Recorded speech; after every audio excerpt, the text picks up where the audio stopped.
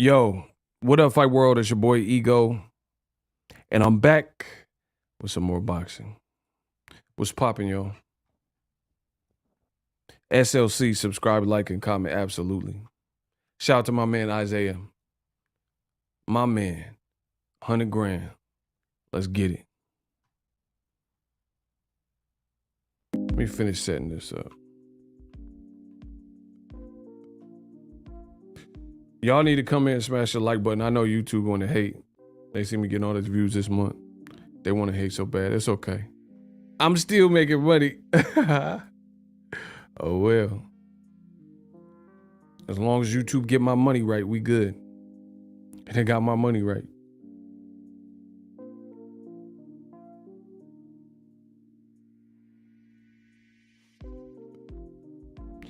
Come in, smash the like button.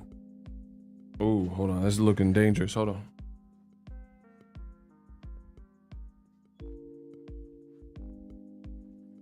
We almost had an accident live on it. Live on it. The Boxing Ego Show. Live on it. The Boxing Ego Show. Man, what's popping with y'all?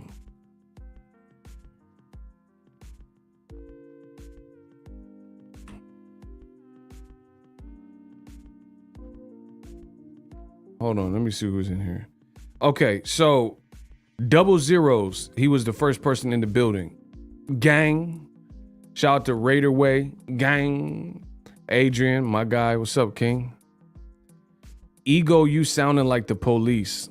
What does that even mean?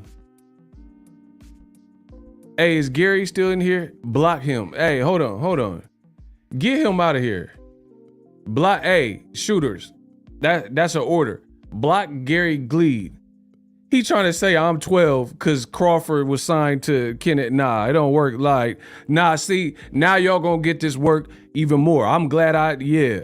He said, bro, you can't beat, oh my God. Bro, get him out my chat. Hold on, somebody. Shooters, please confirm that he removed from my chat. Don't y'all ever disrespect me. Don't y'all ever. So he's saying I'm 12 based on some information that's public knowledge. That's not how that works. You're a bum. Everybody in the chat type bum. We got our first bum out of here. B-U-M. Bum equipment. Get him out of my chat. Listen, y'all not listening to me. I need everybody that has fingers that work to type bum. We gonna get all these bums out of here. He said I sound like the police. I hadn't even said nothing. I ain't even come on. See, now y'all got me turned up. Yeah, let's play the game. Yeah, y'all want to spin the wheel, y'all gonna end up bankrupt.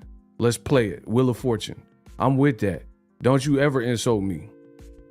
Shout out to Kevin Munnings. Mr. Badness. Ricky Williams been telling you, bro, it's about to be ugly. It's like the World Star fights when someone get knocked out and they get kicked in the head and they already like out. Bro, I'm about to punish y'all. Frank Castle, I'm gonna punish y'all. I'm gonna make you respect it. I'm gonna make you call me pretty. I promise you that. So, first of all, boxing needs accountability. Let me open up to, hold on. Cause listen, you're bum rock. Facts.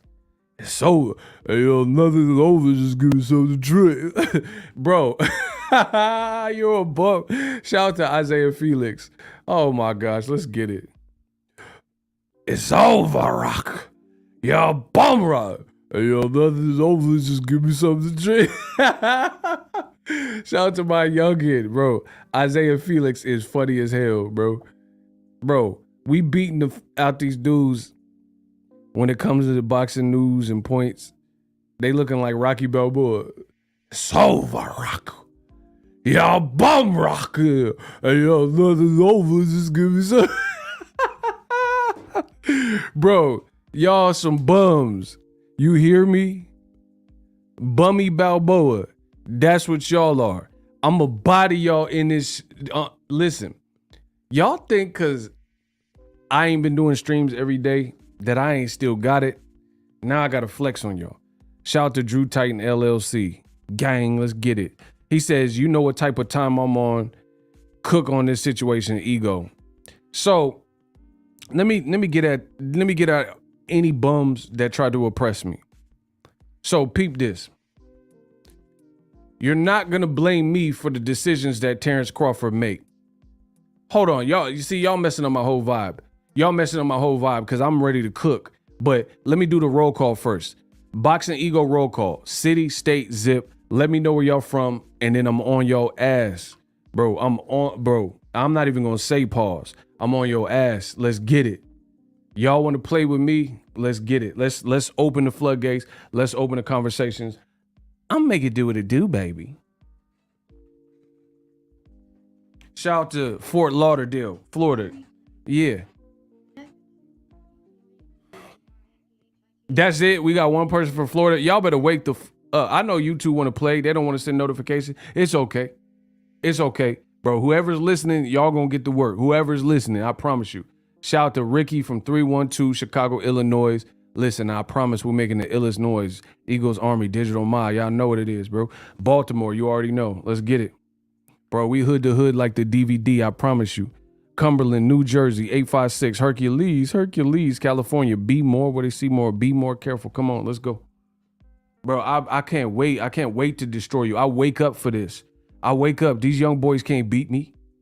Ain't nobody nicer than me. I'm going to bury you with these points. I promise you. Pet Cemetery. I'm gonna put these cats under. This is Pet Cemetery. Let's go. Atlanta, Georgia, I see you. 704. Salisbury, North Carolina. Come on and raise up. I told you, you want to see me at the peak of my abilities? Go against me. That's it. Go against it. Shout out to Huntsville, Alabama. Yeah, let's get it. You want to see what I could do? Let's go. I'm with that smoke. People doubt me, pressure. I like that. Shout out to Staten Island, home of the Method Man. Yeah. Have you been? Bro, y'all about to get bodied in a minute. Hold on. So, let me catch y'all up to speed. Boxing needs accountability. Y'all don't want to give. First of all, Crawford Spence happening. I don't know. I'll be the first to admit I don't know. I don't know if it will happen. I don't know if it won't happen. That's in the eye of the beholder and whatever they negotiate. Don't know if the fight's happening. Don't know if it's not happening. Everybody's kind of in limbo right now. I will be the first to announce once we get some confirmed details if Errol Spence, hey, start that cat, man down, if that's going to happen with Terence Crawford. So this is not what this is even about because that's in limbo. Like I said, I don't know if it's going to happen. Santa Cruz County, West Coast in the house. Yeah, West Side. We still throwing up that West Side. So let's get to the heart of the matter, what you guys seen, the title of this video. Terence Crawford officially was signed to Daniel Kinahan or working with Daniel Kinahan. This was outed from Bob Arum, who continues to throw Terence Crawford under the bus.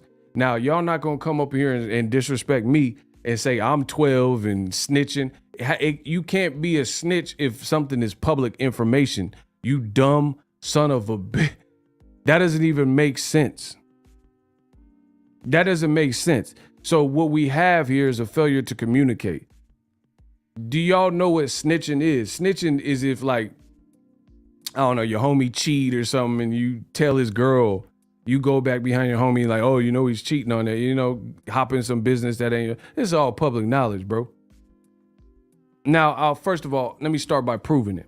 Barbershop Conversations did an interview with Bob Arum, and Bob Arum put it on wax that he had paperwork or intel or information at the end of his tenure working with Terence Crawford, that Terence Crawford was officially being managed or advised or whatever you want to call it by Daniel Kinahan. My feeling is that this lawsuit was really dreamed up by Kinahan and his people, you know, because Crawford indeed had sent us a an email saying that he and Kinahan were partners. This is bro, don't you ever go against me.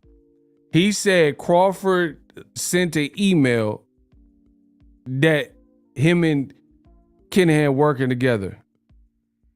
Oh my gosh. Bro, what did Genuine say? There it is, that ungrateful is. See what I'm talking about? There you go again, complaining. I said I work my fingers down to the bone. Bro, there it is. He just told. So Bob slid him, threw him right under the bus. Don't say to Boxing Ego, I'm the king of boxing. Digital Mob, I run this. This is a public interview on YouTube for free, and the information was already put out. So you don't try to pin the tail of donkey, say it's my fault. So now that the cat's out the bag, Bob Arum said it. He said he sent an email saying he was working with Kinahan, and he says the lawsuit he believes was drawn up by Kinahan. An email saying that he and Kinahan were partners. This is before the Porter fight. Before the Porter fight, okay. Oh, that's interesting. So now it's interwoven into the Daniel Kinahan issue. So it may be. I don't know. Again, I'm just saying that the last communication of that kind that we had was from Terence, right, which said that Kinahan was his partner and manager, I guess. Wow. Oh, the humanity.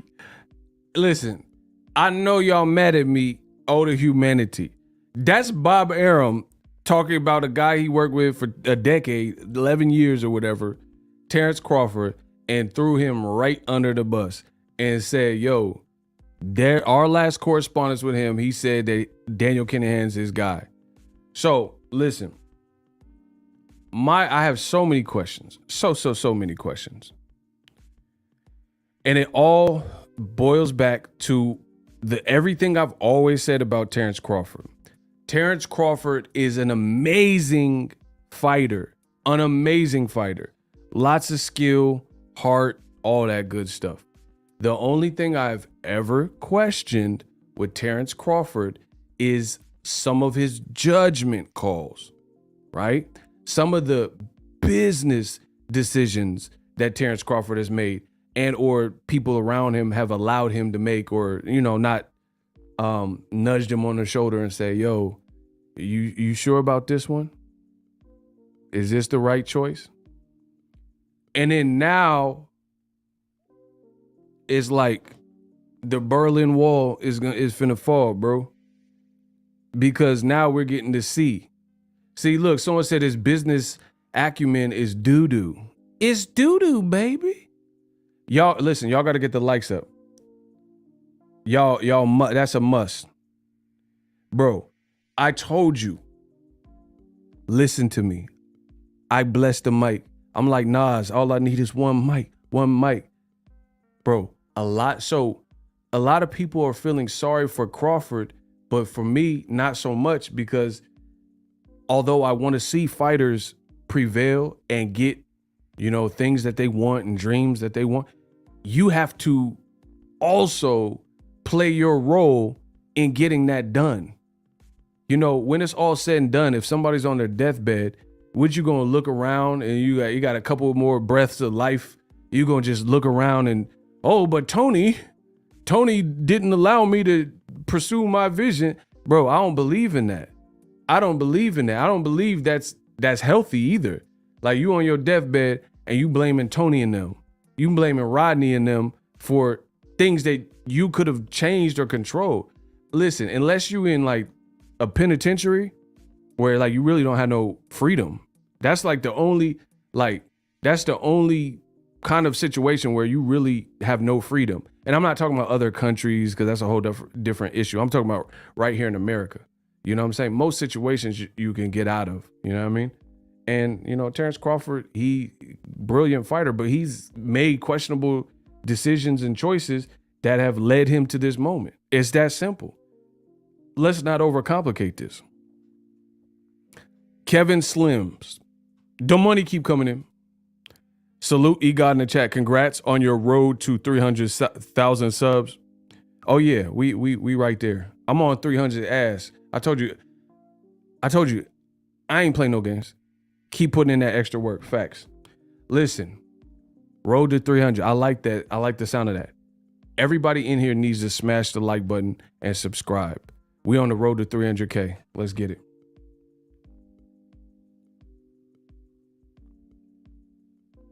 This month alone, we have over 20,000 subs, new subs from videos taking off. It's not a game. Listen, put it this way. I'm gonna tell you like this, and y'all can say, "Oh, Ego, why you being this way? Why you being so?" I'm gonna tell you like this. Whether you support or you don't support, I will reach all of my goals. It's just that way. Because if you want to hate, that's cool. You can hate, but there's gonna be a stranger that supports, that's coming in neutral and stuff. I will reach all my goals. I told you by the end of the year, every goal that I set forth for the channel will be attained. There's no other option. So you guys can hate, YouTube algorithm can hate, all that. I'm with that. Any type of smoke y'all want to throw my way, I'm with that. I'm with that action. I'm built for it tough, and I'm ready for that. So let's continue cooking with this Crawford situation. A lot of the situations that Crawford has been in, or been in for a prolonged amount of time, I feel he had a hand in with decisions he's made. You could say, "Oh no, Ego, I don't care about none of that. It's cap. All that's cap." You had opportunities where you didn't have to re-sign the Top Rank. You didn't have to sign extensions. You could have bought yourself out of your contract. First of all, to be honest, does it look like, well, okay, put it this way. I'm not the smartest brother in the world, but let's play the game. If Top Rank was willing to let Floyd Mayweather, who generated, I would imagine, more money for Top Rank, if they let him buy himself out of his contract, who believes that Top Rank absolutely wouldn't allow Terence Crawford to have done the same? Because Floyd, to me, has always been more profitable. Not like who's the better fighter, all this stuff, but more profitable. So if Top Rank seen fit, like, oh, we'll make another Floyd. We ain't tripping. If they let Floyd go for 750,000, you mean to tell me for some amount Crawford couldn't have done the same thing? Like, honestly, let's I told you, this is why boxing, I can't leave boxing alone. The game need me. This is why boxing needs accountability, because y'all don't want to answer the questions. Y'all don't want to ask the pertinent questions. If Floyd bought himself out of his contract, he's at the pinnacle, who's to say that Crawford couldn't have done the same thing at some point of his career? He chose not to. So you played the game, you did what you did, and now you're at where you're at. And it's that simple.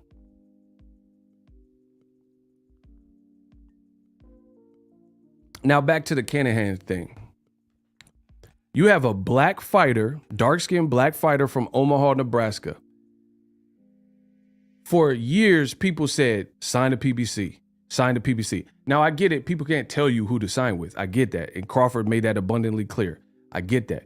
But that was the overall consensus of opinions that I seen. Try to work with PBC. Get over there with PBC because they have the best options in or around your division, 47 and 54, if you move up. Crawford was with Top Rank for 10, 11 years, never bought himself out of his contract. To my knowledge, never even attempted to. Because, again, if you get with your lawyers or people, I think that you could have probably managed it. You know what I'm saying? Re-signed extensions, blah, blah, blah. So you're complicit. You're complicit in this, bro. You are complicit, and people want you, like Crawford's team, probably his family. They want me or whoever else not to talk about these things and just overlook that and say, F that, Errol Spence need to fight him. That's not how the world works, bro. The world doesn't work like that. Shout out to King Larry. Let's get it. Shout out to Shannon. $5. The money keep coming in. Bro, listen. The money goes into my piggy. I live a life of abundance. The money is eternal because the message is always going to resonate. That's why people support, because of you great people. They support the message so long because they know I'm coming with a pure message. Shout out to Shannon. Crawford, a great fighter, but he's afraid to bet on himself. Boom. You never know. Boom. He likes a short thing. He's short-sighted. His short-sightedness may have cost him in the long. Now we talking. See that? Listen. Yeah, Shannon. Now we talking. This is the talk we need to have. Bro, a dark-skinned black fighter from Omaha, Nebraska, taking trips to Dubai to meet with a notorious, nefarious gangster. Like literally at one point in time, if you typed in Daniel Kinahan on Google, it said Irish gangster. That I don't know how you get tags. I don't know how that happened, but I promise you, I have a screenshot of it somewhere. At one point, Google search, which keep in mind, Google is the highest and the most, it's the biggest search engine. And number 2 is YouTube. And guess what? Google owns YouTube. So it's safe to say that Google is the biggest search engine in the world. I don't know how you get the tags. I don't, that's above my pay grade. But I know for a fact, all I typed was I didn't type Daniel Kinahan gangster, Daniel Kinahan crime. I just typed his name, Daniel Kinahan. And on Google, because like you type, if you type in Dwayne The Rock Johnson right now, it's going to say American actor, American wrestler. You type in Kevin Hart, it's going to say comedian, whatever. It said Irish gangster on Google. So if I was going to sign with somebody, then I would do my research. It's that simple. And a simple Google search would pull up all of this extracurricular activity that one should probably consider if they're going to publicly do business with someone. So now, Bob Arum throwing you under the bus, this is not a good look, people. And again, why a black fighter out of Omaha, people have been for years saying, hey, fight Spence. Sign to PBC, go to PBC, we'll see what they talking about. Whoa. You say, oh, nah, F that. I'm going to do it my way. You the new Usher. She likes it my way. Do. My way. Oh. Bro, you the new Usher. You doing things your way. That's cool. Flew over to Dubai, probably met with him or his people and said, oh, I want to work with you. But little did Crawford know that Daniel Kinahan, months later, literally, no, I couldn't say months, maybe let's say half a year, I guess that's months. Well, a short time later, I'll say it like that, would be sanctioned by the U.S. Treasury.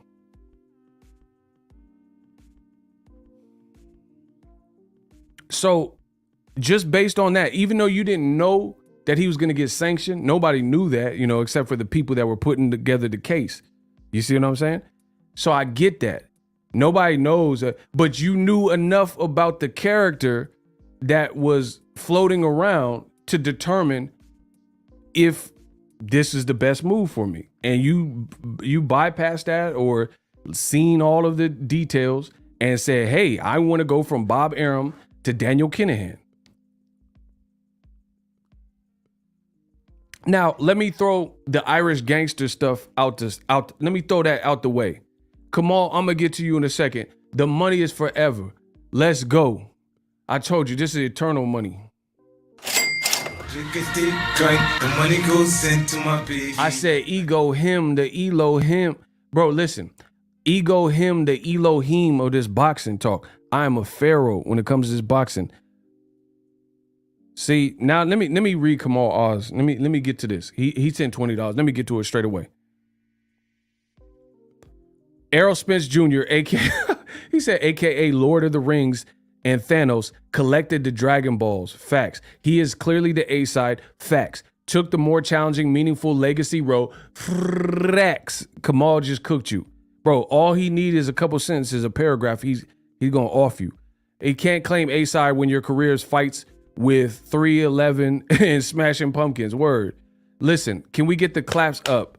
We got a new channel member, Jim Jean-Pierre, and get the claps up for Kamal Oz. I told you, one way or another, the channel will continue to grow. You can hate, that's cool. I'm on that Nas Diddy. You can hate me now, but I won't stop now. I don't care about none of that. I'm here to deliver a message. And if you on the side, you Eagles Army, you Digital Mob, you rocking with it, that's cool. If you not rocking with it, skedaddle, scram, get that way. I'ma still talk the talk. Kamal Oz, exactly. Everything he said was exactamundo. Arrow took the harder fights, heavier lifting, and he not connected to an Irish gangster. He with a black man from Cleveland this evening, Al Heyman. And guess what? There are no U.S. sanctions for that black man, Al Heyman. And peep this. Let me tell you how racist this game of boxing can get. Al Heyman, they did everything to smudge and throw smut and dirt on Al Heyman's name. Oh, Al Heyman, he the cancer of boxing. Oh, Al Heyman won't let the fight happen. Oh, I'm suing Al Heyman. Black. The black channels, right?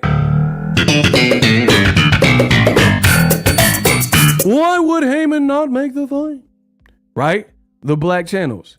But then the same people that said Al Heyman ruined boxing and cancer and all cancerous. So when I did, she wouldn't want to answer this, all that type of stuff. They allowed a person like Daniel Kinahan to masquerade as an advisor despite his past and the stuff that they saying he's still doing and all that, and try to sports wash his career. And they didn't say nothing about that. It must be nice to have the complexion for the protection. It really must be nice.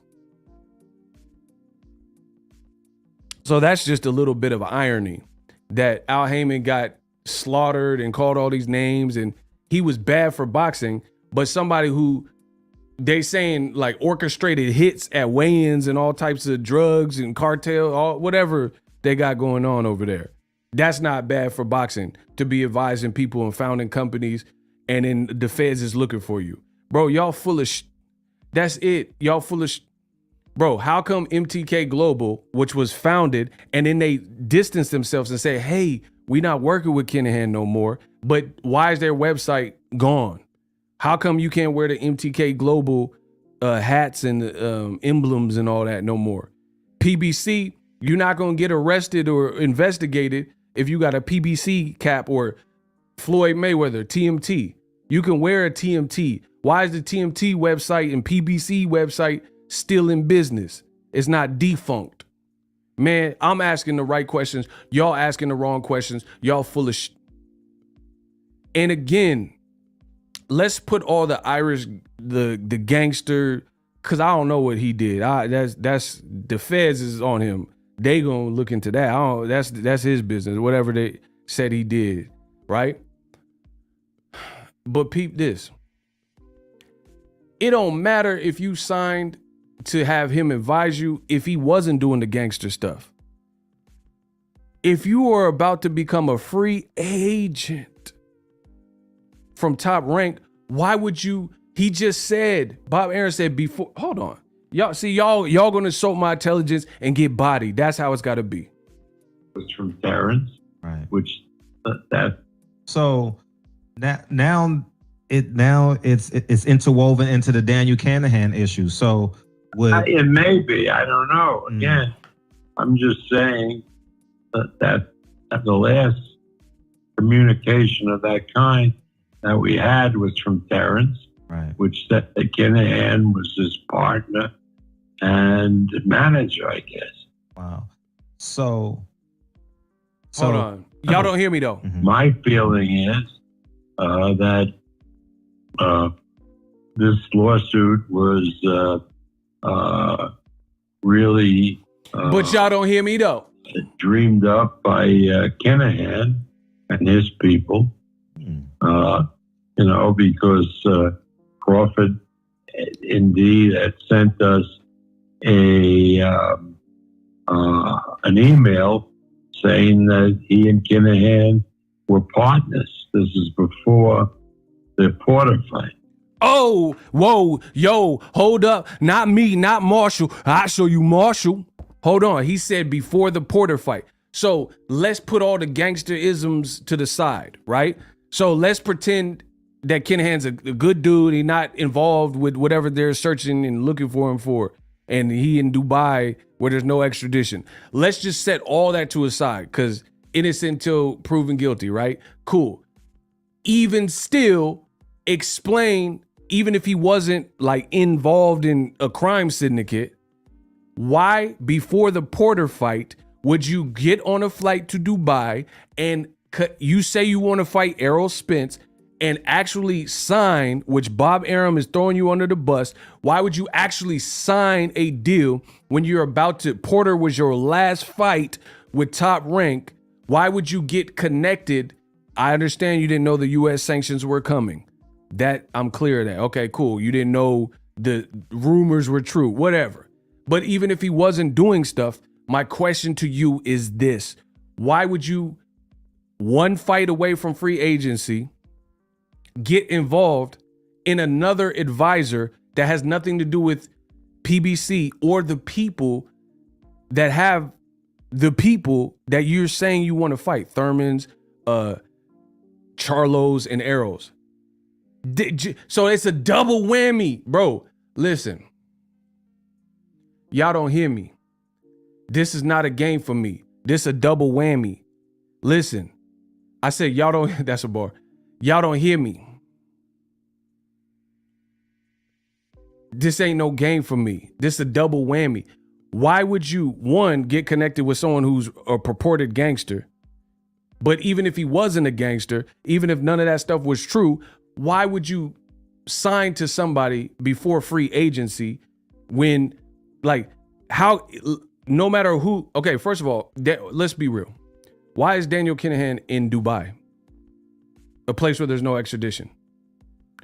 So why would you, somebody who can't go back home, can't be out there like that in the UK, why would you sign with them for the biggest American welterweight fight? I mean, come on, bro. How does that make sense?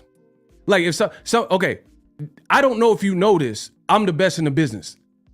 In addition, I don't know if you know this, Daniel Kinahan he's on the narco terrorist list, meaning he can't come to America. So if you're trying to make one of the biggest fights in America with an American talent, an American broadcast, he's with American broadcast, why would you sign to someone who can't come to America legally?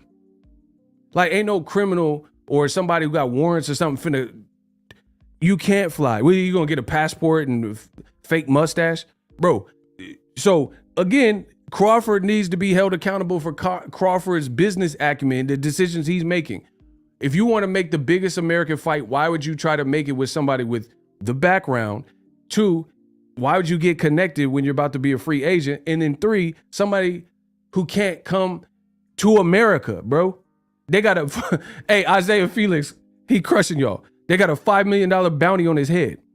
And even before the sanctions and the $5 million bounty, he couldn't come to America. He's on the narco terrorist list. So why would I want an advisor or a manager that can't come where I'm at to make the fight where I'm at? That, come on, bro. I told you I'm gonna punish y'all.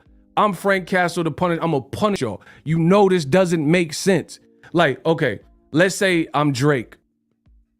Why would I want a manager who's from Bangladesh and he can't leave Bangladesh and I gotta book shows in LA, Sacramento, Las Vegas, Chicago, Ohio, Fort Lauderdale, Florida, Pensacola, New York, and he can't come to none of these places? Bro, how are you going to be my tour manager or whatever and you can't leave Bangladesh or something? Man, come on. Y'all sound dumb as hell, bro. Drink, the money goes into my piggy. This is just not good business. Yeah, like, oh, I'm dogging y'all. Hey, Doghouse Rules, let's get it. Kamal Oz, B-side Bud fanboys and old media said Arrow was ducking Ugas, and AJ fangirl said Wilder was ducking Ortiz. They moved the goalposts after the fight. That's big facts. bro, if I am Drake and I need a tour manager that's going to go to these venues and the clubs and set up these shows for me, but the tour manager that I chose can't come to America because he got bodies or whatever, and he's stuck in Bangladesh, then how does that serve me as a client? How does that serve me? Bro, y'all know what I do. Give me the scalpel. It's surgery. How can I hire a tour manager from another country? He can't come. How does that serve me, bro? How would that make sense? So the gangster stuff, you should have did your homework. Now there's sanctions on the man. They got a bounty on the man, right? But aside from that, why would you actually, before like one fight, you're one fight away from free agency. Why did you have to sign with Daniel Kinahan? Like, even if he gave you more, even if working with him gave you more money, that's one fight with the Porter fight. So you got more money through the Porter fight. Okay, now you're a free agent, but you're being seen and advised by him and you're his client. That's what Bob Arum's saying. Come on, bro.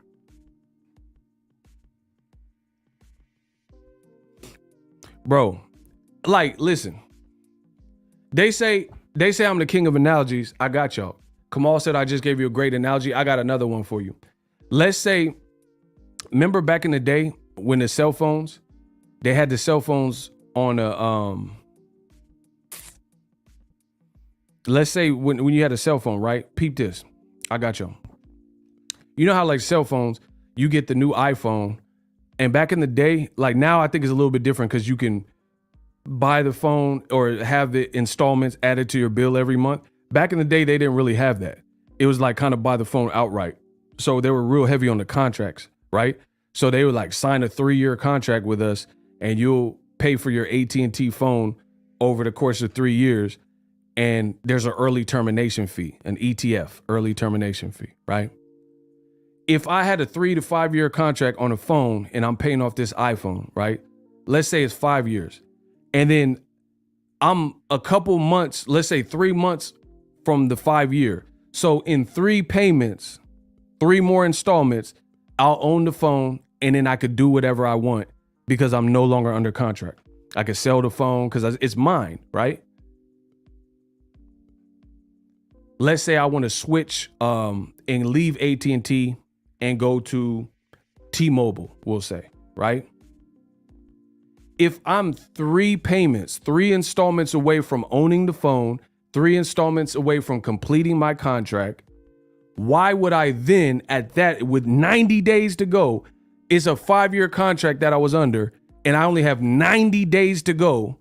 Why would I then say, hey, I want a T-Mobile phone, and then go start a contract with them when all I had to do is finish out 90 more days out of a 5-year contract, and then I could switch and go to whatever phone carrier of my choice, and I will own the phone outright.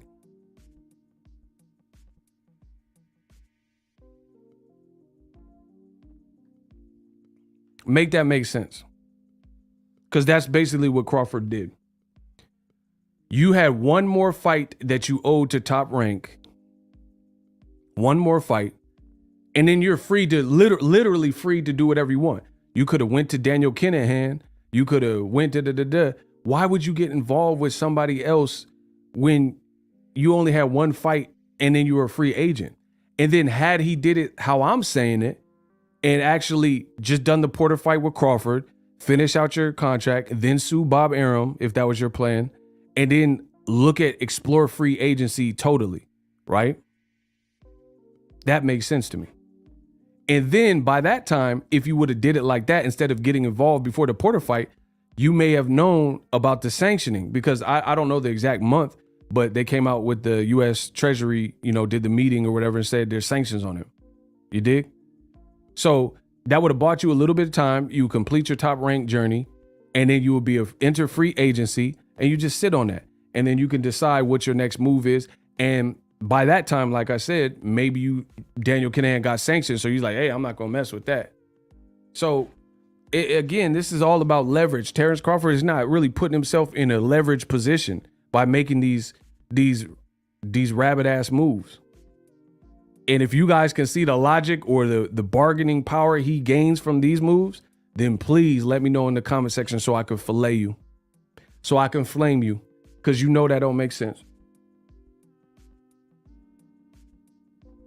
Like I said, if you have a cell phone and you have 90 days, 3 more installments to complete that contract, why not just complete the contract and then you could do whatever you want? Look at what AT&T's options are. Look at T-Mobile. Look at Verizon. Look at Cricket. You could do whatever you want. And you've already been in the contract for so long, most people are like happy to get about that. You see what I'm saying? Here's another example. Like my car, I paid it off, right? This is a couple years ago, but I paid off my car. Like I was, car note monthly, blah, blah, blah. And then the car's paid off. I still drive the same car, even though I can get another car, because like the pandemic and things happen like that. So I was like, I could get a new car right now, but at the same time, I'm not even really driving. The pandemic had started, so I paid off my car probably the year before the pandemic. But then, I just been driving the same car because it still works. Everything, functions, blah, blah, blah.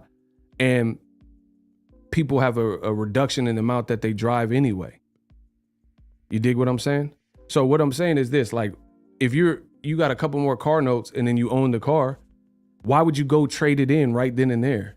And then they're going to lowball you for the car and stuff like that when you can own the car outright just by finishing your contract. I mean, these things don't make sense to me, but apparently they made sense to Bud, and that's what he did. But it kind of put him in a lesser position, especially when them sanctions came out on Daniel Kinahan, because now that just made everything's FUBAR. Everything's FUBAR. You're working with a guy. Okay, so people before old media's claim to fame was like, oh, Daniel Kinahan, he hasn't been charged. Okay, but now they have sanctions on him, so now it's all the way public, and they're looking for him. So you can't say, oh, he's not been convicted, because he ain't been convicted because they can't find him. They don't know where he's at the moment. You see what I'm saying?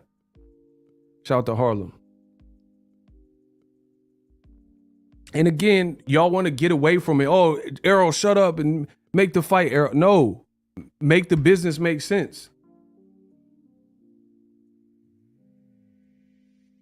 Oh, that's interesting. So now it's interwoven into the Daniel Kinahan issue. So it may be. I don't know. Again, I'm just saying that the last communication of that kind that we had was from Terence, right, which said that Kinahan was his partner and manager, I guess. Wow. So does America put sanctions on Terence Crawford in terms of? I don't know. Again, Terence entered into presumably this did occur before the sanctions were announced. So, I don't know what the status is, but obviously if he continues to deal with Kinahan, I don't know if he has, he would be in violation of U.S. law. Oh, bro, Bob Arum. Listen, the thing you got to give credit to Bob Arum for, he's consistent. He says, I don't know what his situation is with Kinahan now, but if he continues to work with him, he will be in violation of U.S. law. And Bob Arum is a Harvard educated lawyer. Although albeit he's not practicing, I'm still sure.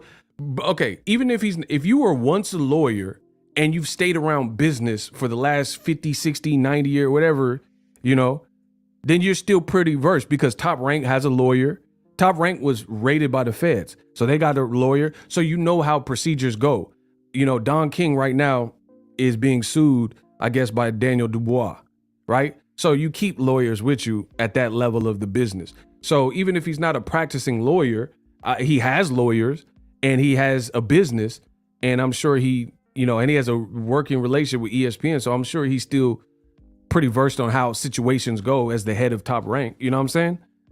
And he just told you, bro, He said, if you keep working with him, then you will be, and that's absolutely true. If someone is listen, that's like Young Thug, and then they investigating him for RICO, and everybody who was rapping with him or whatever, they trying to attach them, if they can connect them to the crimes, they're going to put you in the RICO case. Then who's going to mess with Young Thug when the spot is hot? You see what I'm saying? Like, that's like me, if they investigated, this is just common sense. If they investigating Young Thug and Gunna, and they saying, oh, it's a RICO charges and racketeering and stuff like that, and then I open up a dispensary with Young Thug, that's stupid. It's stupid. Bro, the feds plotting to get me while I survive.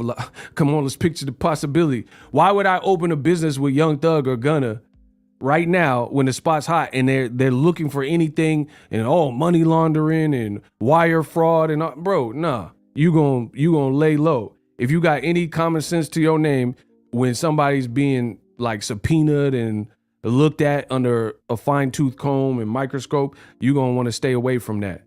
Bro, Fed time, the minimum is like 10 years or something. The feds have like a 90% conviction rating. They give out football numbers. Do you hear me? Bro, ain't nobody trying to play with no Fed time. It's like they don't have like out on good behavior and all this stupid stuff. You know what I'm saying? You gotta like literally serve. You gotta serve, bro. You gotta literally serve. They giving out football numbers. You be the next Tom Brady with 12. They gonna put that 1-2 on your chest like Brady. Listen, I know right now, listen, I'm gonna spit like Marshall Mathers. I know it could get a little bit shady. When the feds get a hold of you and arraign on the case, you get that 1-2. You be the next Tom Brady. Listen, that's a bar. Bro, you gonna be the next Tom Brady with the 1-2 on your chest. And they give you them football numbers. Stop playing, bro. Ain't nobody trying to do that. So Crawford looks a whole mess because you got involved in this and you were virtually one fight away from free agency and you wouldn't have to worry about this. So, okay, what does this mean? Steven Espinoza of Showtime, he already said that if Kinahan or the Kinahan's involved, that's a deal breaker. So I would hope Crawford has like found a way to cut ties or whatever the case is. Because Bob Arum just told you, you'd be in violation of U.S. law at this point because the U.S. sanctioned him, right? So hopefully he deaded that. But even with him, even if he deads it, right? Let's look at it. Now you have no advisor, no network, no manager, or actually Bomex's manager, but you have no advisor. Bro, tell me how this makes sense, bro. So you want whatever you want with Errol Spence. If PBC say no, what type of, you know what I mean? What power do you have? You're the guy you just signed to, your advisor or partner or whatever, Kinahan, he on the run or wherever he at, and he can't come to America. The money's probably slowed up. That's why you see like YouTube channels that were affiliated, all of a sudden, they not at every fight and all this stuff, whatever. So this hurts. It hurts. This is common sense. It hurts Crawford's staying and bargaining power. Bro, you have no network. ESPN got it. Top Rank got ESPN. PBC got Fox and Showtime. You know what I mean?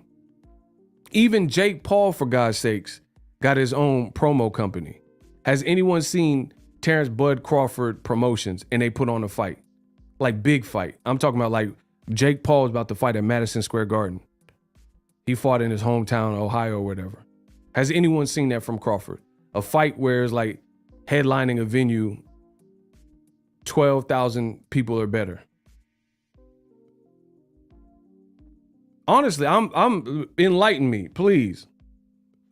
Is there a TBC, Terence Bud Crawford Promotions, that can say we did an event and it had 12,000 people or better? Bro, Tank Davis got GTD Promotions.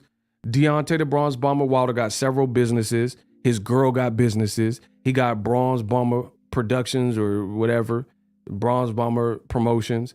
Errol Spence got Man Down Promotions. You see him working with Frank Martin. Charlo's got Lions Only. Yeah. Where's Bud? That's what I'm saying, bro. Where's Bud? Bud, you know, Smoke 'em Like Bud Records or Smoke 'em Like Bud Promotions.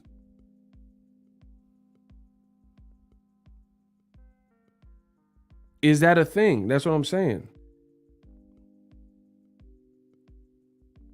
And here's the bro. I'm listen. Y'all fighters. See, I see fighters sometimes trying to go against YouTubers. What do they know? I don't know about no one else. I know about me, and I know what I know, and you can learn from that. You don't have to, but you can. So here's the thing. How many hands does Bud have in his pockets, bro? Like, and I'm not saying it to put no one on blast, but that's real, bro. Like, here, I'm gonna tell y'all stuff y'all don't even know. Bud had a promoter before Top Rank, right? And then he went to Top Rank, and I believe the guy said it was illegal or whatever. And this happens more often than you think in boxing. It happened with Canelo Alvarez. He's probably one of the more famous people, all-star boxing. See, I tell you, I forget more than y'all know in boxing. Anywho, Terence Crawford had a promoter that he was working with, and then he went with Top Rank. There was some kind of friction, like the promoter saying that he still signed to me and he illegally entered the contract with Top Rank or whatever. Crawford was paying money to that dude. I don't know if he still has to at this current moment, because this was like, he's been with Top Rank for 10, 11 years or whatever. So he had this old promoter. So this is a fact. Ask Terence Crawford. Do an interview with Terence Crawford and tell me if this ain't not a fact. So basically what I'm saying is this. At a point where he was with Top Rank, he was still paying his old promoter. So Bob Arum's going to get his cut. Then your old promoter was getting a cut. Bomac's your trainer and a manager. So I would imagine as a trainer, that duality, a trainer and a manager, he was probably getting whatever he was getting. Okay, you've known him your lifetime. Fine, cool.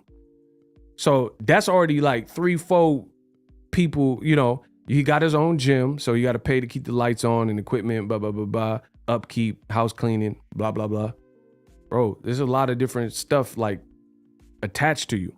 And then you got lawyers and lawyer fees and blah, blah, blah. But then you were about to become a free agent and you had one more fight. Then you get in bed with Kinahan and do a deal, according to Bob Arum, which was already the rumor, but Bob Arum's just throwing it on the bus and putting it on blast, right? And then you get in bed with him. So that's more hands in the cookie jar. You see what I'm saying? I don't understand it. You know what I'm saying? And it's not my career. So there's that. But at the same time, it looks weird, bro. How many hands in the cookie jar, bro? So you had to pay Top Rank whatever they got for the Porter fight. And then now you were paying Kinahan. And then sanctions came through on Kinahan. So you just paid, like you just got involved with him for one fight. What did that do for your career? And then on top of that, Bob Arum is throwing you under the bus every single opportunity he gets and diminishing your star power. He's like, Terence Crawford, I don't make any money.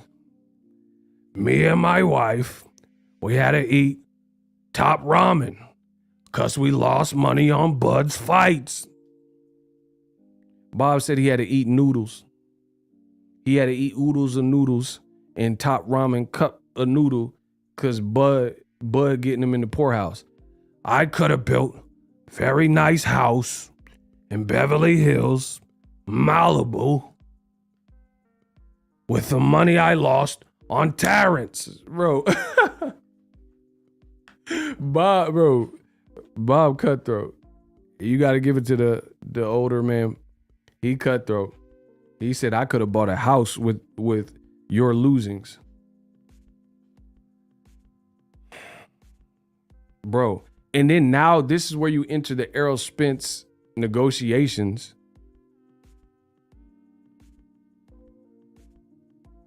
This is where you enter the negotiations. So is that really what? I mean, it couldn't be me, bro. It couldn't be me.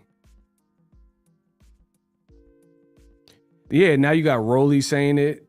Shout out to Kamal Oz. Rolly saying it. And bro, Bob Arum got everyone saying that Crawford don't sell and all this and that.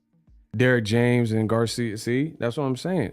And like the thing is, Bob Arum, I'm not saying he always tell the truth, but he probably not lying on losing money with Crawford, because Crawford was probably making 5 to 8 mil per fight, because some of it came out in the lawsuit, or at least with what they're saying he earned. So, bro, Bud is not doing legendary live gates like Tank. You know what I mean? Wilder, he ain't doing them live gates. So you know it's a bust, because if Kell Brook got 2-3 million and they pay you 5-8 million, that's a $10 million fight, and your live gates ain't. Bro, Tank Davis, he's packing out places, and he doing 4 or 5, you know, 3.5, 4, 5, $6 million gates. You see what I'm saying? And Terence Crawford, it's not like they were stacking his cards where it's just like this bang up card. It was like people, a lot of us, I'm a Crawford fan, but a lot of us Crawford fans, we just watching because of Crawford. Name any other Crawford fight.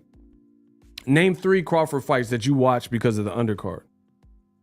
Listen, the only Crawford fight that I can really recall, I think that he fought Mean Machine, and then Teofimo fought Richard Comey. That was a good undercard for him.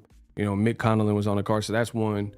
And when he fought Khan, Shakur was on that card. But that was a pay-per-view. But like for the most part, Crawford's non-pay-per-view fights and stuff like that, we're watching it for Crawford. They never loaded up Crawford's undercard and had this like all-star, like, you know what I mean, great fight with Edgar Berlanga and Teofimo, and you know what I'm saying? So it's just, I don't know. I think Bud is like, it's probably a hard thing. It's probably a hard thing to see time wasted and then realize the kind of mistakes that you may have made. But people were like, it's so annoying, bro. That's why I just do my thing and I'm out. Some people have tried to capitulate me and say that I'm the Bud hater and all this goofy stuff. Bro, I never showed nothing but love to Bud. If we're at odds and we do not believe in some of the same things, then that's just what it is. I've never disrespected Bud. I still think he's a great fighter. I'll still support Bud Crawford. The only criticism I've ever given Bud was about his business dealings. And now it's a free country. I'm free to state my opinion. He could say my channel's bogus. That's his opinion. I mean, it is what it is.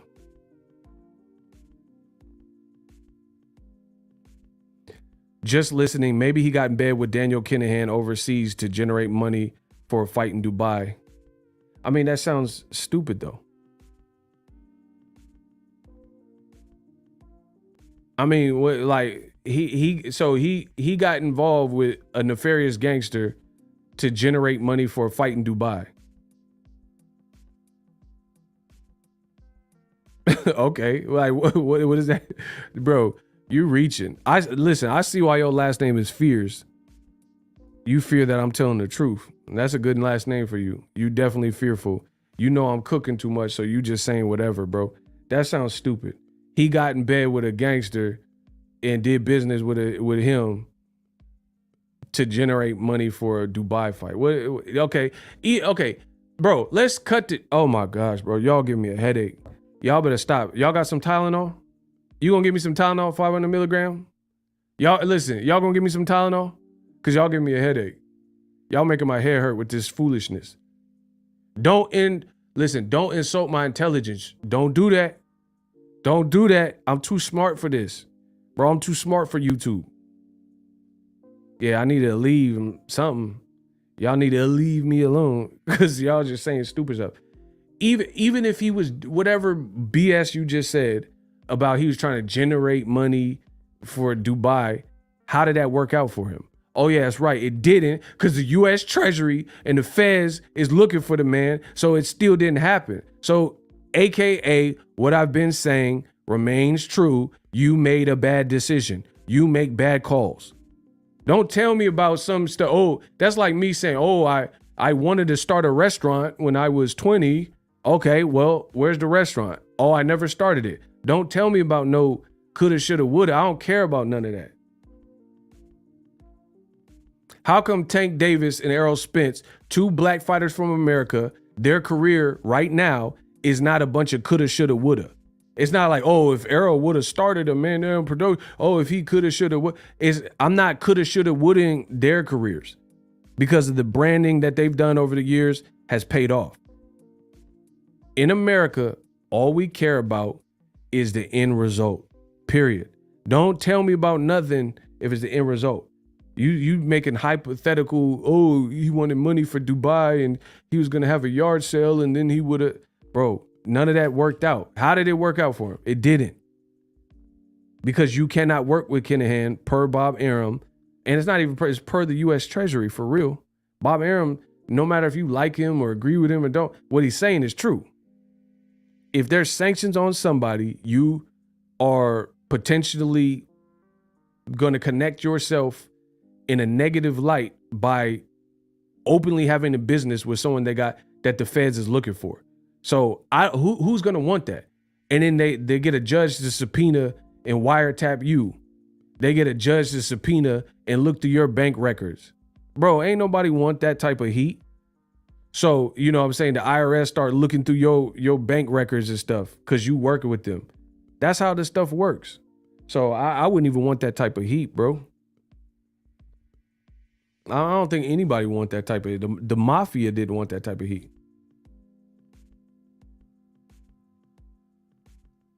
So anyway, back to the bringing it all together. Terence Crawford has made a slew of choices, and I don't really think it put him in a position to win. It's that simple. Do you guys understand? I've been on for over an hour. Not one of you have convinced me of anything that I'm saying is wrong. Ain't that something? Listen, I know y'all want me to be wrong, or you want to see, the thing is, you're not going to back me off my point with foolishness to say, oh, you hate Crawford. I don't say anything that I say based on love or hate. I tell you what I see. I'm realistic. In over an hour of content, not one of you has actually came out and curbed my enthusiasm by revealing some point that I missed or some enlightening moment. Not one of you. You just sit there and listen to me and listen to Kamal Oz bust you upside the head with all facts, and you just sit there like little puppies that peed on the carpet. And now you're mad because me and Kamal taking you little puppies and putting your nose by the puddle of piss and making you smell it. Bad. You gonna smell the piss. That's your piss on the carpet. I'm just making you smell it. Y'all some pound puppies to me, bro. I'm the top dog. Y'all are pound puppies. You mad because you peed on the carpet and I'm making you smell the piss. That's your piss. You should have drank some more water. You gonna smell this piss, huh? Me and Kamal and Isaiah, we gonna make you smell the piss. Don't be pissed at me because you smelling your urine. This your piss. Smell the piss. Y'all gonna eat the cake, anime. Don't come to my channel. You ain't gonna eat the cake and smell the piss. Like Folgers coffee. The best part of waking up, smell the piss in your cup. Bro, y'all gonna smell this piss. I promise you. Oh my gosh. Listen, y'all should have never gave me this. Cause as long as I got a mic and breath in my chest, I'm gonna keep hitting y'all with the real. Y'all better stop. It's over. Let me see what Kamal talking about. The money goes into my baby. How can B-Side Bud fans claim Errol Spence has been ducking for years when Bud wouldn't mention his name for years? He was all about Keith Thurman. Man, see?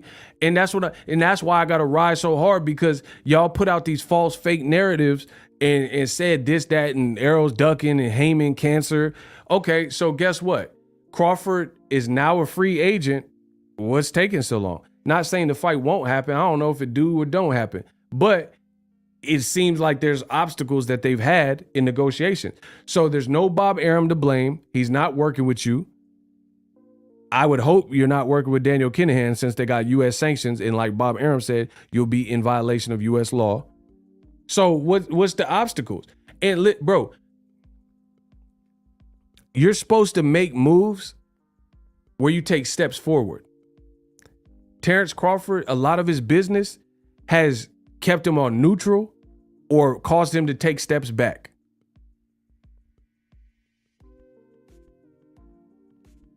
Shout out to Art Man. Let's go. Bro, Crawford's decision making has forced him to take, like, okay, you sign with Kinahan, you work with him for the Porter fight, and then what? He gets sanctioned. Then he gets sanctioned, and then now, by law, you can't work with him. So how is that taking steps forward in your career? Please enlighten me.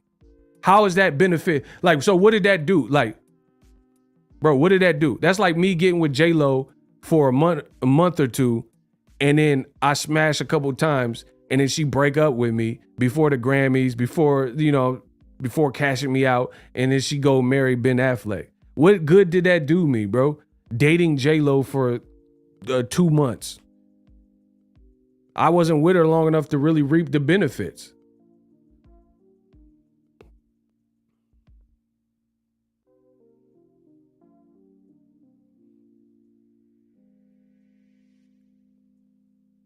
Bro, you guys got to make this make sense to me.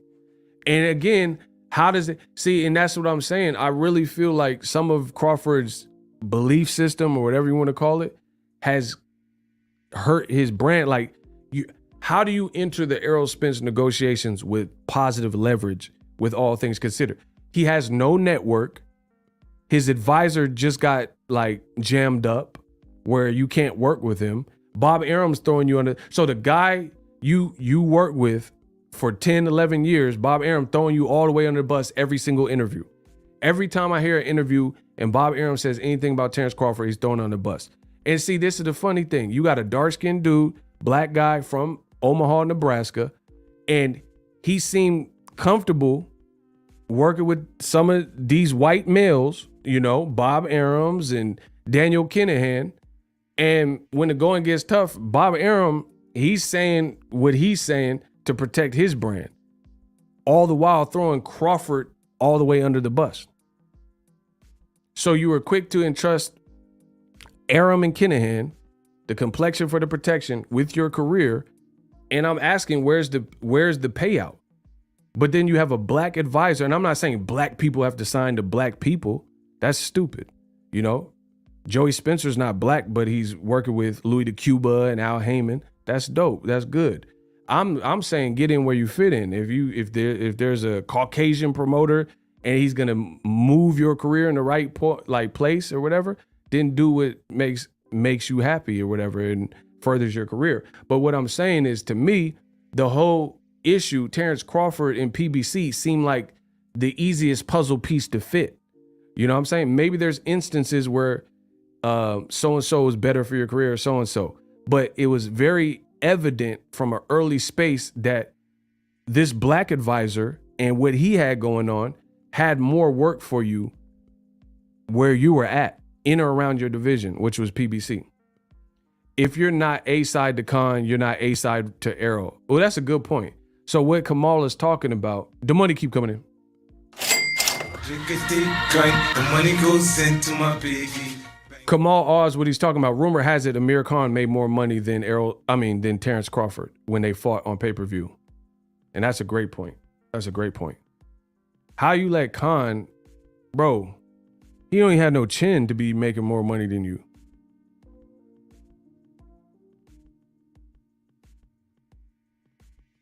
And he was coming off a Samuel Vargas performance. How he get the lion's share of money, and then now you want 50-50 with Errol. You want A-side treatment with Errol, who got 3 belts. Khan don't even have a chin. Errol got 3 belts. Khan don't even have a chin. You mess around, sneeze wrong, hachoo, and Khan be knocked out. Hachoo, and he. Whoa, you feel that gust of wind, bro? Bro, you mess around and Putin, Khan be on the canvas. What y'all talking about? Khan be dizzy. Starting to feel a little woozy here. Bro, you mess around, have halitosis, Khan be out of there. Because I know y'all breath stank. Listen, I know a lot of people They mad at what I'm saying. I know a lot of people, they want to hate so bad. And you haters, y'all all got halitosis. All the haters that watch my channel and hit the dislike and all that goofy stuff. And why are you guys giving him super chats? And he doesn't deserve it. All y'all got bad breath. You don't brush your tongue. I know these things. Your girl told me when you had a girl. She told me you don't brush your tongue. See, that's why some of y'all got the bad breath to begin with, because you don't brush your tongue. You think you just hit the teeth real quick, and then y'all be brushing your teeth real fast. You're not supposed to go real fast and aggressive. Your gums bleeding and looking like a damn Shark Week. Look, Isaiah Felix said these emojis finna KO Khan. What y'all talking about, bro?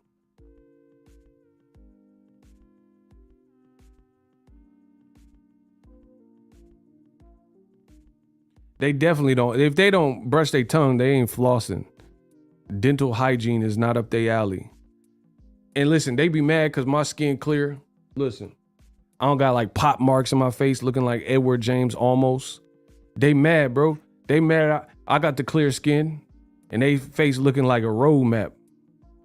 I understand it. I see why y'all hate me. I see why y'all hate. Your face looking like the Grand Canyon, looking like Mercury and Mars. You got that Total Recall skin. Yeah, hey, Killian, give these people air. You got the Life on Mars, bad skin. I get it. But y'all still ain't told me nothing I said that was inaccurate. Yeah, Terence, what are you doing, Crawford? Yeah, Crawford. Yeah. Bro, and then y'all be mad at me because Crawford made these decisions. Ain't that something? Shout out to Angel. He said, y'all better smash the like button and subscribe, you dumb son of a bitch. Yeah, that's now y'all on the type of energy that I'm on. Bro, Crawford, he made his bed, he got to lie in it. And then, bro, the stuff that Crawford say is just, it's out there, bro. Yeah, I get to the chopper now. Bro, outer space, Total Recall, Mars, Jupiter, Saturn's ring is somewhere out there. The Milky Way, Apollo 13, it's just like SpaceX is somewhere out there. Because here's the thing. He keep talking about Jermell Charlo. Listen, get to the chopper. Bro, listen. Tell me if I'm tripping, then y'all tell me I'm tripping. Say, oh, Ego, you tripping. I know I'm not tripping, but y'all tell me. He keep talking about fighting Jermell Charlo. Last time I checked, Jermell Charlo got every motherfucking belt at 154. All Z belts. He got all of them, right? So guess what? That's another Al Heyman advised fighter, another Black American fighter, another Texas boy who's cool with Errol Spence Jr. They got the same trainer, Derek James. So if you can't come with a deal with the guy that's in your weight class right now, what makes you think that you'll be able to move up to 154 and get a Jermell Charlo who has the same advisor, Al Heyman? He has the same trainer, Derek James. He comes from the same state, Texas. It doesn't make sense, bro. And I blame Crawford's crew because they don't tell him the stuff that I'm telling him. Bro, okay. Let's say it's just like, let's say when I was younger and I want to spend the night at my friend's house, right? If I ask my mom if I could stay the night and she say no for any reason, because, you know, parents be in a bad mood. They're just like, no, you can't do it, right? I can't then go ask my dad and him know what my mom said, which was no. And then my dad let me, we lived in one house. My parents are married. You know what I'm saying?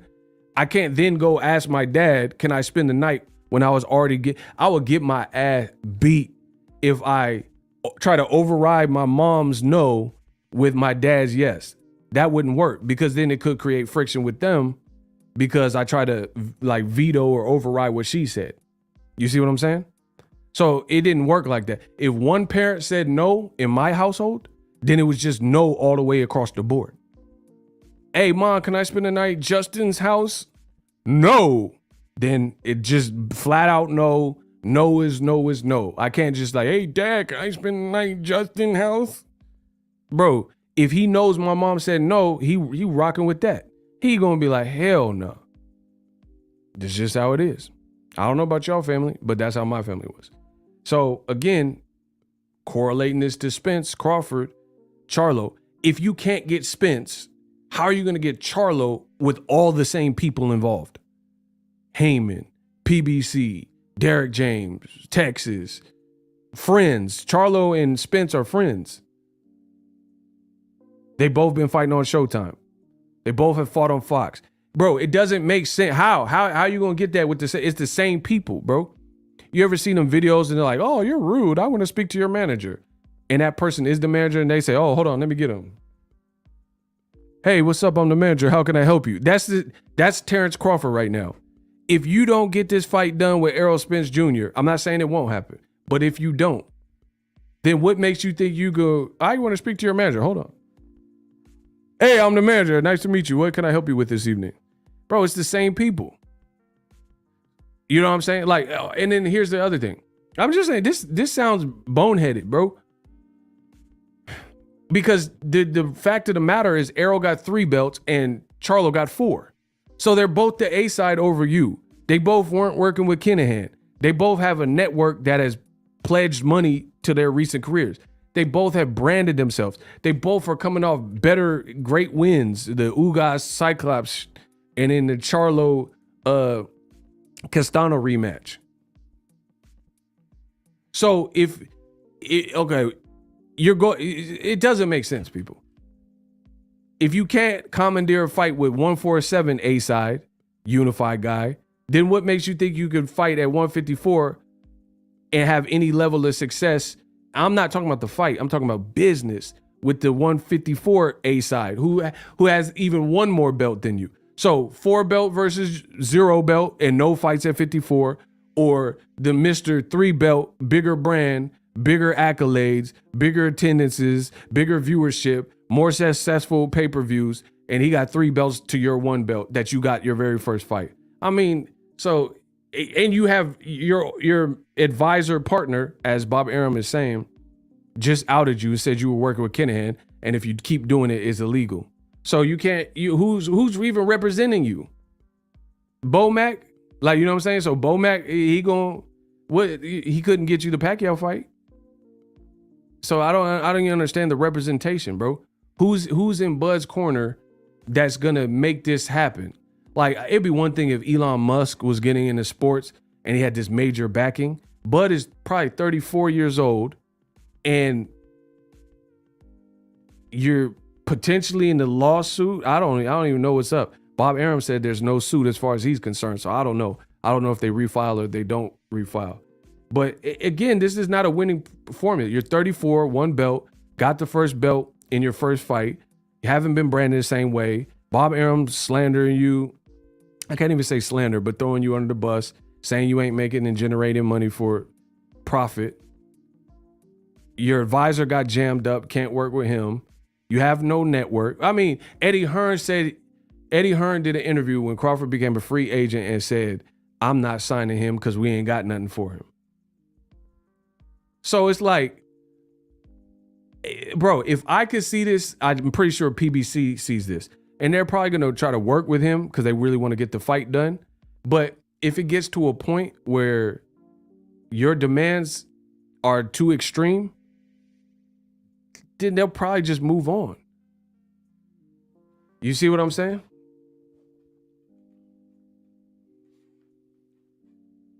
So it's like you only have basically you're at the mercy of the people who have the leverage or advantage against you, which in this case is Errol Spence, his team, and PBC. It's that simple. So I just don't see the leverage. Like if they say, I'm just making up stuff. If they say we'll give you 15 mil, and he's like, no, I want 28 mil. Bro, if they don't want to come to that number, then you're screwed. Because they got other options. I know Errol Spence said he'll never fight Keith Thurman, but that's a fight I would pay for. if they did make it. Errol Spence can really move up to 54 and rematch Danny Garcia as his first fight. He could fight Erickson Lubin. You know, bro, they got more options, bro. So it's like at some point you're still at the mercy. You're like surrounded. And like this is the other thing. It's like Crawford and his team have like almost like top ranked brainwashing, I want to call it. And what do I mean? This is what I mean is when I'm sure you're taking the top ranked tour through Bob Aaron's office, they selling, oh, I've worked with Muhammad Ali and Madison Square Garden, and they keep telling you all these things, but you have to understand the game has evolved, right? And you got to be real weary of what people are saying to you, and all their accolades are in the past. Like what you did 20 years ago. You see what I'm saying? The game is in a different spot right now. So it's like Terence Crawford's team, they think his leverage is, I was undisputed at 140. It's good, but it's not enough.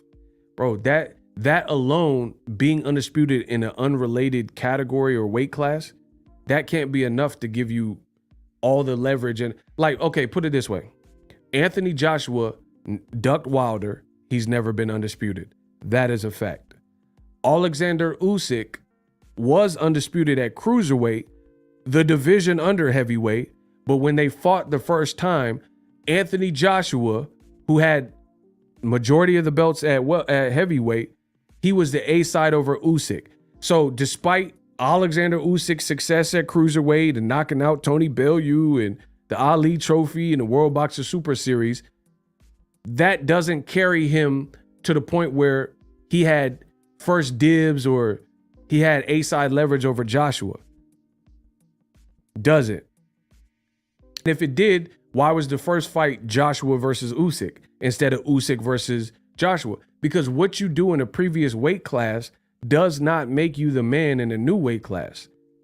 That's not how it works. It means you're a very great fighter and we respect what you did at that weight class. Now you got to basically hit the reset button and do it again in the new weight class. Because think about how many guys had success in their previous weight class, but then when they moved up, not so much. You know, even Andre Ward, great as he is, he moved up to 75 and he had to face the man to become the man, which was Kovalev. Because we respect everything Dre Ward, SOG, did at 168. Legend. You know, he could have been a Hall of Famer just off of 168. But Dre being Dre, he had to move up and he proved himself against Kovalev in 2 fights, beating Kovalev twice. That's how he became and left on top, because he did the same thing. Like, bro, listen. Dre Ward within 3 fights was fighting Kovalev. Within 2 fights in a new division. Crawford has several fights at welterweight and he has never fought remotely close to a Kovalev person at that welterweight this generation category.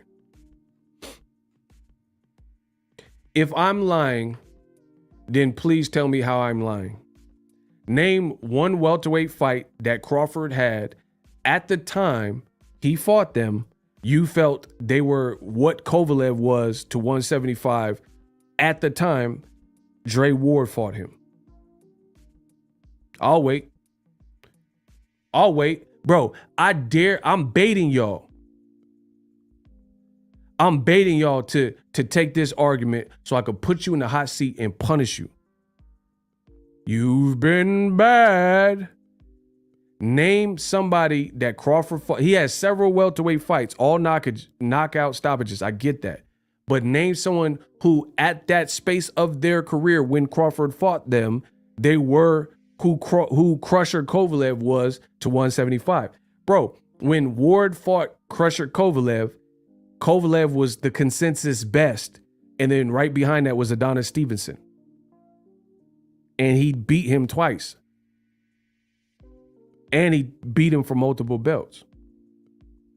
Name the person that Crawford fought at welterweight that was at a Crusher Kovalev where he was looking super dangerous, power galore, could box, champion. Bro, you can't even say champion because the only champion he fought is Jeff Horn. Oh my God, y'all getting buried. I told y'all getting buried, bro.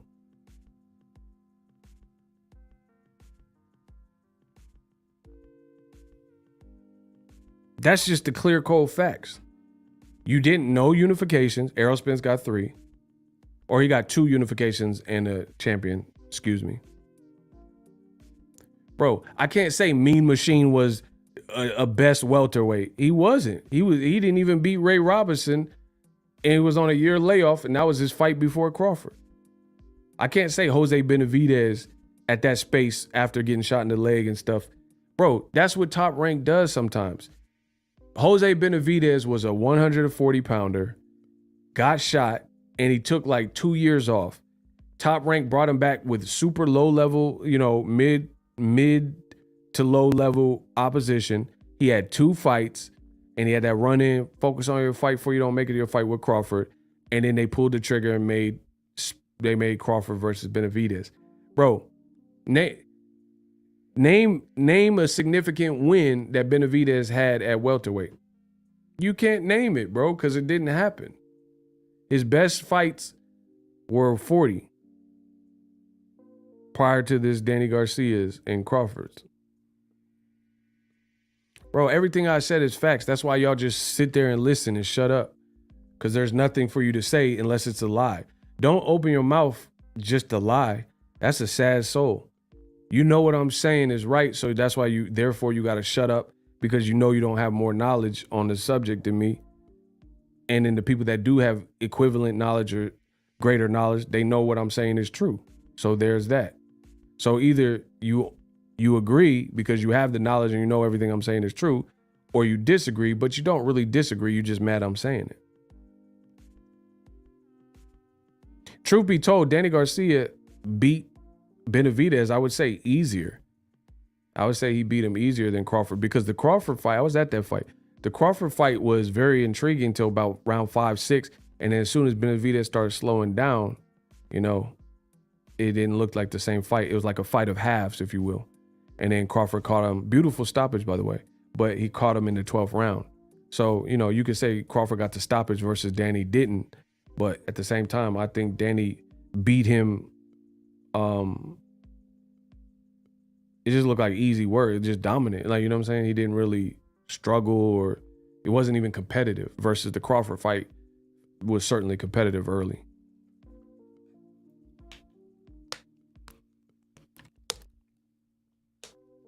So we'll see how the Errol Spence Crawford biz play out, if they fight or not.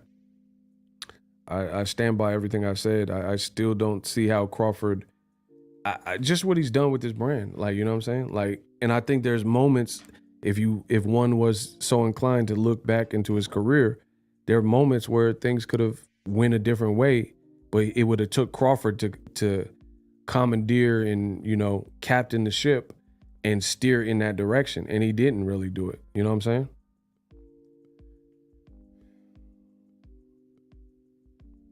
Spence Thurman might be bigger than Spence Crawford. I don't know, because one's undisputed and Thurman, I don't know that that's true, to be honest. Because I think people have lost faith in Thurman versus no one's really lost faith in Crawford the fighter. You know what I'm saying? People think Thurman is domesticated or whatever. But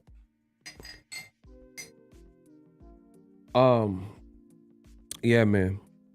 I just feel this is a cautionary tale for fighters to brand yourself and not rely on others to get everything done for you.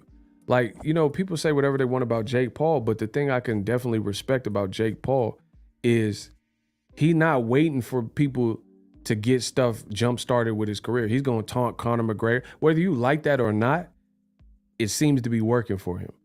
He's going to get bro, see, and I relate because I'm a YouTuber and I know how this stuff goes. Jake Paul, the YouTuber, he out hustling. That's his hustle, is out hustling people who've been fighting their whole life. There's something wrong with that picture. So there's something y'all can learn from the boxing egos, and because like there's channels that are boxers that are on YouTube, they don't make more money than me. They don't get more views than me. So it's like there's certain ways like we can all learn from each other. I learn from boxers all the time, but there's stuff you can learn from us YouTubers as well, you know, and that's branding, hustle, consistency. Jake Paul, say what you will. Jake Paul, he's not he'll call his videographer right now and say, won't, we need to shoot this video. I'm about to hit this run or whatever. Or, yo, editor, hey, I need this by Friday. I'm calling out Conor McGregor. He'll get it done. He'll get it done. Terence Crawford, I haven't really seen the branding for real. You know what I'm saying? Like Crawford, and see, people get mad, just think I'm being negative. I mean, whatever. It's disappointing. I've always supported all fighters, but definitely people who come from American fighters as well. I've never shied away from that on my whole channel. And it's sad because Crawford should be a household name, to be honest, based on what he brings to the game. But you can't continue to make poor choices or questionable suspect choices, and then it's everybody else's fault. There has to be some accountability. Again, why would Crawford sign with Daniel Kinahan, which Bob Arum has now confirmed? He said, I got an email. And see, this is the thing. The interview is a couple days old. If that's not true, then why would Crawford not come out? Like, okay, supposedly they were suing each other, or Crawford was suing him, right? So if Bob Arum put this interview out, I've made videos about it, other people are talking about it, and if it was cap, if it was a lie, then how come Bud Crawford never came out and say, hey, now I'm suing Bob Arum, not only for the racial prejudice and all that type of stuff, but now I'm suing him for libel. I'm suing him for defamation of character because he says I'm with this Irish gangster and that got sanctioned and I was never with him. So sometimes no response is a response. The fact that Crawford ain't came out and checked Bob Arum saying that he's with this notorious, nefarious Irish mobster dude, DK, that leads me to believe that it's not cap. Because if my old employer came out and said Ego got sexual harassment or something that's cap, I'm gonna come out and clear the record. Best believe that. So the fact that we haven't seen Crawford denounce these statements from Bob Arum, and people already speculated and rumored that all these things were true, I've already told you on my channel that that's what the case was. Bob Arum is just the icing on the cake, confirming it on record, on tape. So again, I don't see what Crawford's angle was with that move. You got a guy who's on a narco-terrorist list, a Caucasian Irish gangster who can't come to America. So how is he going to be in your corner? Via the phone call? You know what I'm saying? Like what? He can't even come to your fights in America. You see what I'm saying? Like what? Like how's he going to be like, oh, I want this fight with Al Heyman. You know, you can't even set up a business meeting. It has to be a Zoom or something. You know what I mean? Like, it's just weird, bro. And you did this your last fight before free agency. It just doesn't make sense to me. Versus me, I can't tell another man how to be a man. They're gonna have to go through what they go through. You know, just like Errol Spence got the DUI and made his own mistakes. That's the mistake. That's what he chose. Now he gotta, bounce back from that. And that's what it looks like he's working on. But my thing is, if that was me, if I was about to enter free agency, you've already been with Bob Arum 10, 11 years or whatever it was, right? I would be so happy that I got one more fight and now I got a clean bill of health, a clean slate. Now I can weigh my options. So even if you were going to sign to Daniel Kinahan, the order of operations is wild to me that you would do it right before your last fight, which is what Bob Arum said, which was the Porter fight. Your last contracted fight. Why did you say, hey, like you should have, to me, fought Porter in that on whatever note it was on with Top Rank. And then now you at least look with Daniel Kinahan or Al Heyman and see what your options are. I mean, come on, bro. Like, okay. Listen, I'm the king of analogies. I'm trying to give you all good analogies.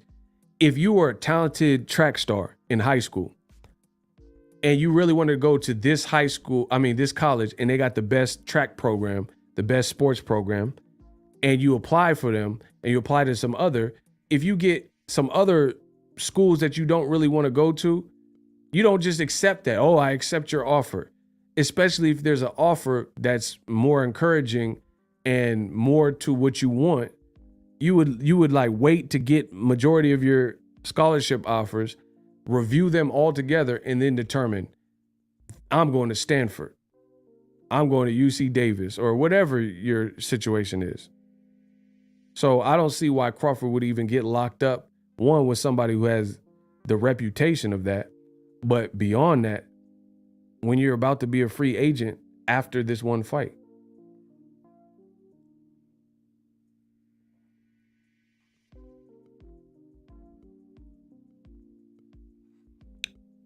It's weird, bro. It's extremely weird. But, you know, it's Bud's career. He can do whatever he wants. I just want to see the Errol Spence fight. Like, you know, that's it. Errol Spence, Crawford. I still maintain everything I've said. I think Errol Spence, his team, PBC, they're in the driver's seat, period. They're in the driver's seat. They kind of run the shop in that regard. But like I said, Crawford, he don't have a network. Like, okay, put it here. Last thing, I'm going to end on this.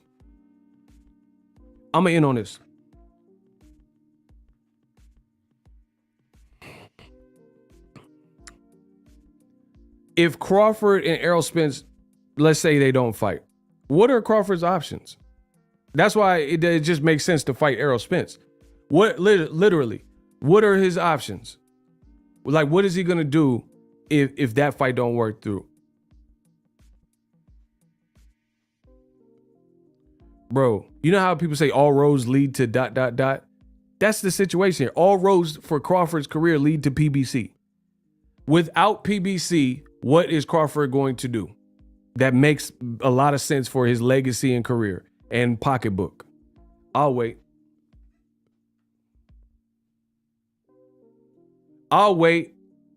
See, y'all scared, bro. Y'all need to just log off. Y'all need to just pack it up. What is he going to do? He has to do something with PBC, I would imagine. You're 34, 35, whatever age he is. You would have to work with them. What you gonna do? Log off. It's over. I'm killing y'all. Y'all need to just log off. Bro, Eddie Hearn, he said the same thing after me. He said, we're not signing Crawford. We don't have nothing for him. So what's he gonna do? You gonna sign a Golden Boy? They losing fighters left and right. Josh Franco, Sanicia Estrada, Canelo. You gonna be bro, okay, go sign a Golden Boy. You gonna be one of two niggas over there. So good luck with that. It's gonna be you and Lamont Roach. What you gonna do? Sign a Golden Boy. Yeah, we'll see how De La Hoya treats you with them bugged out eyes.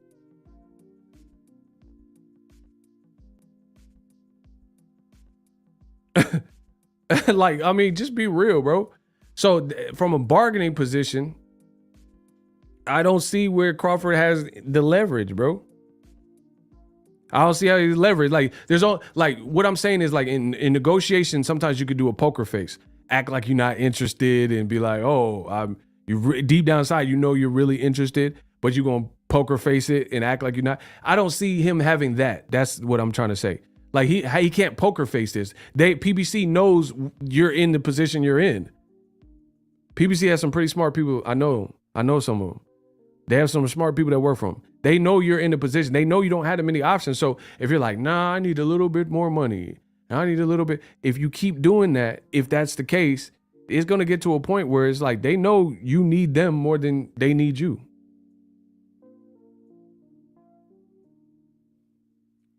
If he blows this fight, I doubt he gets another fight with PBC. I got one for y'all, Demetrius Andrade.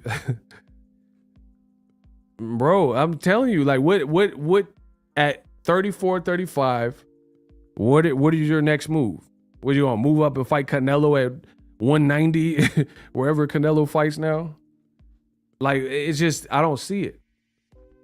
And again, back to leverage and positioning and power and dictatorship and all these types of things. If you reject PBC's offer for Errol Spence or hard to deal with or anything like that. I'm not saying that's the case, but if that is the case, then how are you going to get Jermell Charlo? And it's the same people you have to go through. You see what I'm saying? It's like, just picture going to a club and they got 2 bouncers. And then they see you and they're like, nah, you can't get in the club. You was acting a fool last week. You can't go switch your outfit and then get back in line. They already banned you from the club. They already know it's you. They see it's you, same height, smell the same, look the same. You can't get in this club. So that's how I see it. If the bouncers reject you from the club, you can go home and change or take your hat off. They know it's you still. So that's the thing. If the Errol Spence fight doesn't go through for any reason, let's say you say, oh, we reached an impasse and we agreed to disagree. They don't want to pay me what I want. I mean, what they going to give you, Jermell Charlo? How would that be any easier? Unless they give you somebody that like a lower tier than Errol Spence and Jermell Charlo. Like somebody like Mario Barrios or something. Like, you know what I mean? Or maybe Keith Thurman.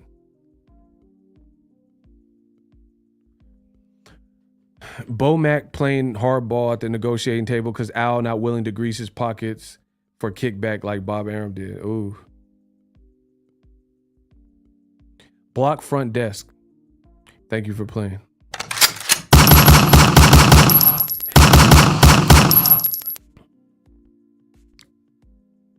And then Bob Arum already put out so much of the business. It is what it is. Like, the thing is,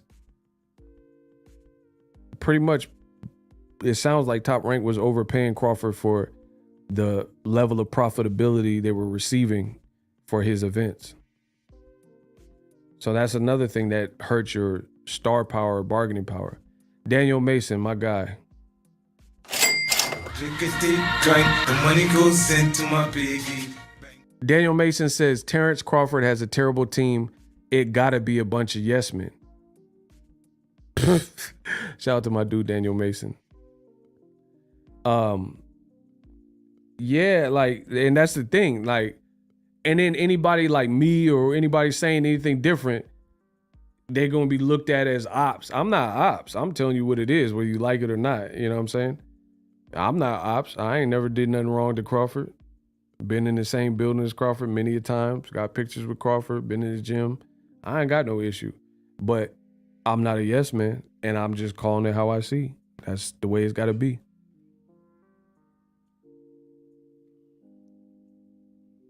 Bro, not only that, Adrian, here's the other thing.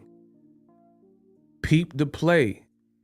Listen, notice how YouTube channels and people and reporters and anything fighters, anything connected to that Daniel Kinahan stuff, Pro Bellums and MTK, everything that was connected to that, as soon as them US sanctions came out, it appeared immediately like the well had dried up.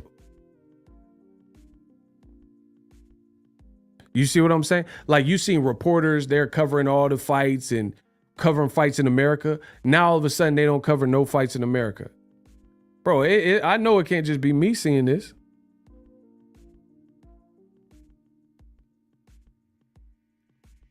Bro, how is it? So to me, what that stipulates is there was a currency exchange or some money flowing, and it was free flowing up until that. Like, there's money being injected into the sports world and boxing.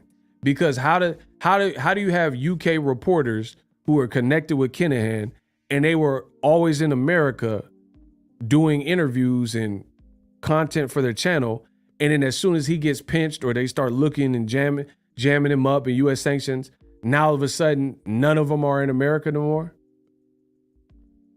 Like, bro, if you look at it, I've been in boxing for so long. It was always like Ellie, Fight Hub, Fight Hype stuff, me when I was going to the fights regularly. And now it's come full circle and it's back to that. But for a period of time before the Kinahan sanctions, there was a litany of reporters, and all of a sudden you seen more than ever in any space in boxing, probably history, UK reporters who were out in America, even for smaller fights. Because I immediately seen that. Because I know what it takes to travel. And I live right here in America. And if it costs me X amount of dollars to travel, and you coming from the UK or Ireland or Dubai or something, I know it's going to cost you even more because that's a longer flight. That's common sense, people. See, look, he said bank accounts frozen, assets frozen. Man, something frozen because now it's back to the kind of the original content coverage in America.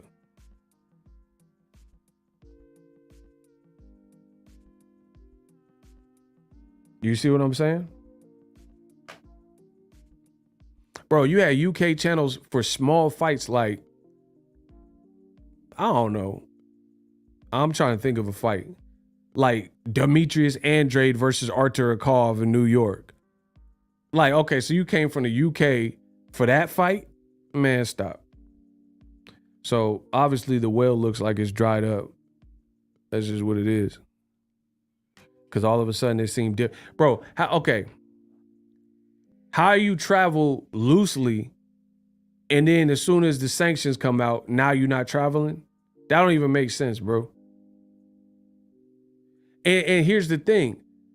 If people were willing to travel from the UK to America for Demetrius Andrade versus Artur Akov or Tyson Fury versus Tom Schwartz, fights that weren't even big, there's been big fights in America like Errol Spence Ugas.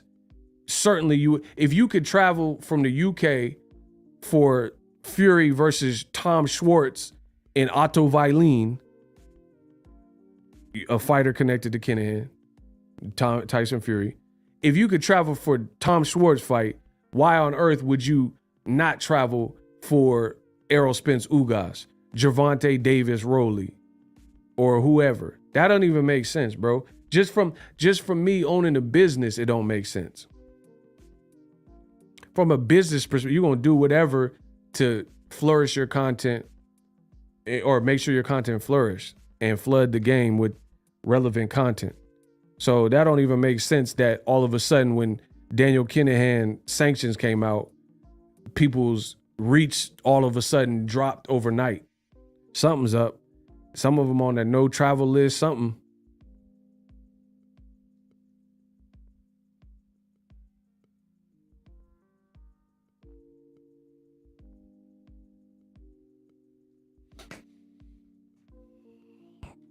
Look at the priority of old media and the stuff they cover. They had every bit of energy towards Errol's accident or Wilder wearing headphones at the press conference or his heavy suit. Now look at their silence. Adrian with the big facts. That's what I'm saying.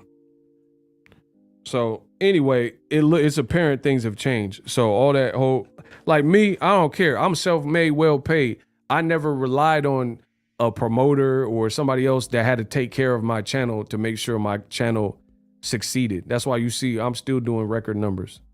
We still doing numbers, bro. Hold on, let me check right now. Let me see where the money at. I gotta see where the money at. Hold on.